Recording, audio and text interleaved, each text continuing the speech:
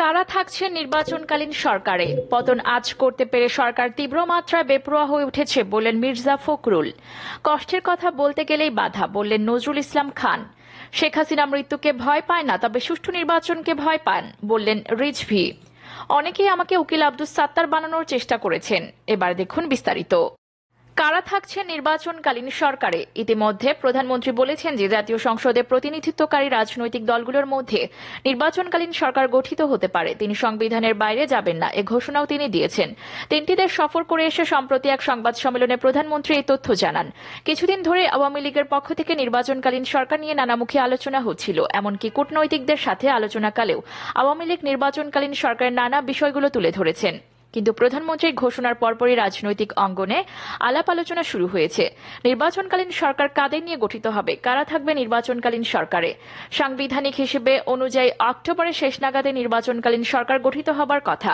এই নির্বাচনকালীন সরকারের আকার কি রকম হবে এবং কারা কারা থাকতে পারেন, এ নিয়ে আওয়ামী লীগ এবং রাজনৈতিক অঙ্গনে আলাপ আলোচনা হচ্ছে। নির্বাচনকালীন সরকারে প্রাধান্য পাবে রাজনীতিবিদরা, এমনকি যারা এখন মন্ত্রী নেই কিন্তু হেভিওয়েট রাজনৈতিক নেতা, তারাও নির্বাচনকালীন সরকারে বেশি অগ্রাধিকার পাবেন বলে ধারণা করা হচ্ছে। কারণ বিএনপি অংশগ্রহণ করুক না করুক, নির্বাচনের আগে সরকার একটি রাজনৈতিক চাপের মুখে থাকবে। কাজে এমন ব্যক্তিদেরকে নির্বাচনকালীন সরকারে রাখার পরিকল্পনা নেওয়া হচ্ছে যারা এই সময়ে চাপ সামাল দিতে এগোতে পারবেন। এরকম ব্যক্তিদের মধ্যে যাদের নাম আলোচিত হয়েছে তাদের মধ্যে রয়েছেন আওয়ামী লীগের প্রবীণ নেতা আমির হোসেন আমু, তোফায়েল আহমেদ এবং বেগম মতিয়া চৌধুরী। এই 3জন হেভিওয়েট নেতাকে নির্বাচনকালীন সরকারে দেখা যেতে পারে। এছাড়াও বর্তমান মন্ত্রিসভার কেউ কেউ এই নির্বাচনকালীন সরকারে থাকবেন কিনা এ নিয়ে একাধিক মত শোনা গেছে। কেউ কেউ মনে করেন যেহেতু এটি নির্বাচনকালীন সরকার হবে, কাজেই এমন ব্যক্তিদের এই সরকারে রাখা উচিত হবে না যারা মন্ত্রী ছিলেন। বরং একটি ভাবনা আওয়ামী লীগের মধ্যে বেশি দেখা যাচ্ছে, যারা এখন মন্ত্রিত্ব পালন করছেন কিন্তু আগামী জাতীয় সংসদ নির্বাচনে মনোনয়ন পাবেন না বা যে কোনো কারণে নির্বাচন করবেন না, তাদেরকেই নির্বাচনকালীন সরকারে প্রাধান্য দেওয়া উচিত।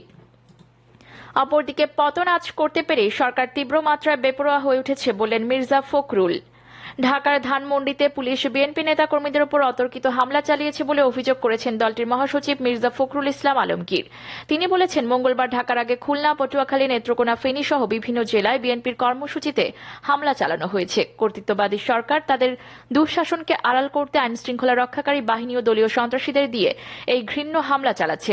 মঙ্গলবার বিকেলে ধানমন্ডির সায়েন্স ল্যাব এলাকায় বিএনপির নেতাকর্মীদের সঙ্গে পুলিশের সংঘর্ষ হয়েছে।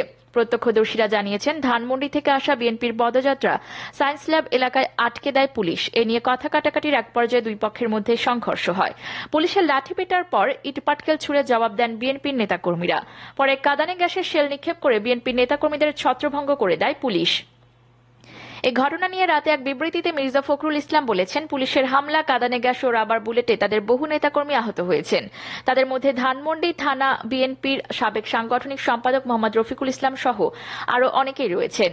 পুলিশ ঘটনাস্থল থেকে 25 জনের বেশি বিএনপি নেতাকর্মীকে গ্রেফতার করেছে বলে দাবি করেছেন মির্জা ফখরুল। তিনি জানান, গ্রেফতার নেতাকর্মীদের মধ্যে বিএনপি নির্বাহী কমিটির সদস্য, ঢাকা 10 আসনের উপনির্বাচনের বিএনপির মনোনীত প্রার্থী শেখ রবিউল আলম, ধানমন্ডি থানা বিএনপির সাবেক সাধারণ সম্পাদক শাহাদাত হোসেন, থানা বিএনপির সাবেক সদস্য রাইসুল ইসলাম, 20 নম্বর ওয়ার্ড বিএনপির যুগ্ম আহ্বায়ক শাওন, 18 নম্বর ওয়ার্ড নেতা মালিক সহ আরও অনেকেই রয়েছেন। আওয়ামী লীগ সরকার বিএনপি সহ বিরোধী দলগুলোর নির্বিঘ্নে রাজনৈতিক কর্মকাণ্ড পরিচালনার অধিকার কেড়ে নিয়েছে বলে অভিযোগ করেন মির্জা ফখরুল ইসলাম আলমগীর। তিনি বলেন, বিভিন্ন জেলায় বিএনপি এবং এর অঙ্গ সহযোগী সংগঠনের নেতাকর্মীদের উপর আইন শৃঙ্খলা রক্ষাকারী বাহিনী ও সরকার দলীয় সন্ত্রাসীরা যে পৈশাচিক তাণ্ডবলীলা চালিয়েছে তা নজিরবিহীন। তাদের হামলায় অনেকে গুরুতর আহত হয়ে মৃত্যু যন্ত্রণায় কাতরাচ্ছেন, কেউ কেউ পঙ্গুত্ব বরণ করেছেন। অপরদিকে কষ্টের কথা বলতে গেলেই বাধা বললেন নজরুল ইসলাম খান। শ্রমিক, কৃষক, দোকানদার, কর্মচারী সহ বিভিন্ন সরকারি বেসরকারি অফিসে নিম্নপদস্থ মানুষ কষ্টে আছে, কারণ প্রতিদিন জিনিসের দাম বাড়ছে, বিপরীতে বেতন ভাতা বাড়ছে না। মঙ্গলবার বিকেলে রাজধানীর গাবতলী এলাকায় বিএনপির পদযাত্রার কর্মসূচিতে দলটির স্থায়ী কমিটির সদস্য নজরুল ইসলাম খান এসব কথা বলেন। বিএনপির এই নেতার দাবি, সংসার চালানোর এই কষ্টের কথা বলতে গেলেই সরকার বাধা দিচ্ছে। সাধারণ মানুষের দাবি বিবেচনায় নেওয়া হচ্ছে না, উল্টো নির্যাতন, নিপীড়ন, হামলা, মামলা, গ্রেফতার করা হচ্ছে। সরকারের পদত্যাগ সহ 10 দফা দাবিতে ঢাকার দুই এলাকায় বিএনপির দুটি পদযাত্রা কর্মসূচি ছিল, অন্যটি ছিল ধানমন্ডিতে। নজরুল ইসলাম খান বলেন, আগের রাতের ভোটে নির্বাচিত সংসদ বাতিল করা হোক। ওই সংসদের মাধ্যমে যে সরকার গঠিত হয়েছে, আইনত ওই অবৈধ সরকারের পদত্যাগ চাই। এসব দাবি কি অন্যায়? আমরা চাই আমাদের ভোটে সরকার নির্বাচিত হয়ে আমাদের কাছে জবাবদিহি করুক, দায়বদ্ধ থাকুক। নির্বাচন কমিশন প্রসঙ্গে নজরুল ইসলাম বলেন, ভারতে নির্বাচন কমিশনের কাজ নিয়ে কেউ প্রশ্ন তোলে না, আমাদের এখানে হয়। কারণ আমাদের এখানে নির্বাচন কমিশন অনুগত লোকদের দিয়ে করানো হয়, তারা সুষ্ঠু কাজটি করতে করে না, সেই জন্য প্রতিবাদ করা হয়। যতক্ষণ না নির্বাচন কমিশন নিরপেক্ষভাবে কাজ করতে পারবে, সে পর্যন্ত নির্দলীয় নিরপেক্ষ তত্ত্বাবধায়ক সরকার ছাড়া সুষ্ঠু নির্বাচন হতে পারে না। আগামী দিনে শান্তিপূর্ণ গণতান্ত্রিক লড়াই চালিয়ে যেতে তিনি নেতাকর্মীদের প্রতি আহ্বান জানান।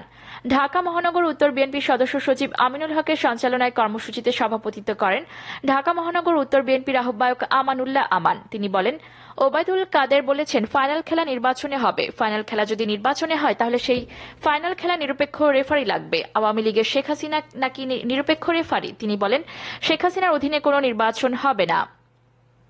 পদযাত্রা কর্মসূচির আগে গাবতলীতে খালেক এন্টারপ্রাইজ নামের একটি বাস কাউন্টারের সামনে রাস্তায় খোলা ট্রাকের উপর দাঁড়িয়ে নেতারা সংক্ষিপ্ত বক্তব্য দেন। এ সময় বিএনপি ও অঙ্গ সংগঠনের হাজারো নেতাকর্মী সড়কে অবস্থান নিয়ে স্লোগান দিতে থাকেন। এতে ঢাকায় প্রবেশের পথে দীর্ঘ যানজট সৃষ্টি হয়। অন্যদিকে গাবতলী থেকে মাজার সড়কের দিকে যানবাহন যেতে না পারায় আমিন বাজারের দিকে যাওয়ার পথে যানজট দেখা গেছে। পরে বিকেল 3:45টার দিকে পদযাত্রা শুরু হয়। পদযাত্রাটি প্রায় 1.5 কিলোমিটার দীর্ঘ ছিল। অপরদিকে শেখ হাসিনা মৃত্যুকে ভয় পায় না, তবে সুষ্ঠু নির্বাচনকে ভয় পান বললেন রিজভী।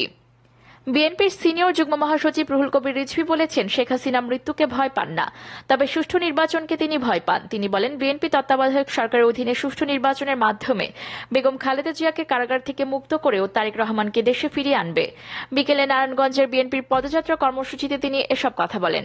10 দফা দাবি বাস্তবায়নে কেন্দ্রীয় কর্মসূচির অংশ হিসেবে বিকেলে নগরীর খানপুর এলাকায় পদযাত্রা কর্মসূচির আয়োজন করে নারায়ণগঞ্জ মহানগর বিএনপি। এতে প্রধান অতিথি হিসেবে উপস্থিত ছিলেন বিএনপির সিনিয়র যুগ্ম মহাসচিব অ্যাডভোকেট রুহুল কবির রিজভী। পদযাত্রার আগে বিকেল 4টা থেকে সমাবেশ শুরু হয়। এদিকে পদযাত্রা কর্মসূচিতে নিজেদের মধ্যে তুমুল হাতাহাতির ঘটনা ঘটেছে। অপরদিকে অনেকেই আমাকে উকিল আব্দুস সাত্তার বানানোর চেষ্টা করছেন। মেয়র আরিফুল হক চৌধুরী বলেছেন, আপনারা এক জায়গায় ভোট দিলে ভোট অন্য জায়গায় যাবে, আমি কিভাবে নির্বাচন করব? অনেকে আমাকে উকিল আব্দুস সাত্তার বানানোর চেষ্টা করেছেন, কিন্তু আমি সেই সুযোগ কাউকে দিতে চাই না।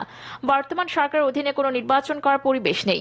সিলেট নগরীর ঐতিহাসিক রেজিস্ট্রি মাঠে নাগরিক সমাবেশে নির্বাচনে অংশ না নেয়ায় ঘোষণা দিয়ে তিনি এসব কথা বলেন। আরিফুল হক চৌধুরী বলেন, আমি শহীদ রাষ্ট্রপতি জিয়াউর রহমানের আদর্শের রাজনীতি করি। আমার জীবন থাকতে দলের ক্ষতি হয় এমন কোনো সিদ্ধান্ত নেব না। বর্তমান সরকারের অধীনে কোনো নির্বাচন করার পরিবেশ নেই, তাই আমি সাবেক 3বারের প্রধানমন্ত্রী বেগম খালেদা জিয়া, ভারপ্রাপ্ত চেয়ারম্যান তারেক রহমান, আমার মা ও শ্রদ্ধেয় আলেম ওলামাদের পরামর্শে এই নির্বাচন বর্জন করলাম। আমি সবসময় আপনাদের পাশে থাকব। অনেকে আমাকে বাসায় গিয়ে বলেছেন, আমাদের বাঁচান। আমি যখন মিথ্যা মামলায় কারাগারে ছিলাম, তখন আপনারা আমার পাশে ছিলেন। আমি সেই সব কথা ভুলতে পারি না। বিএনপি নির্বাচনে না গেলেও গত 1 মাস ধরে আরিফুল হক চৌধুরী প্রার্থিতার বিষয়টি ঝুলিয়ে রাখেন।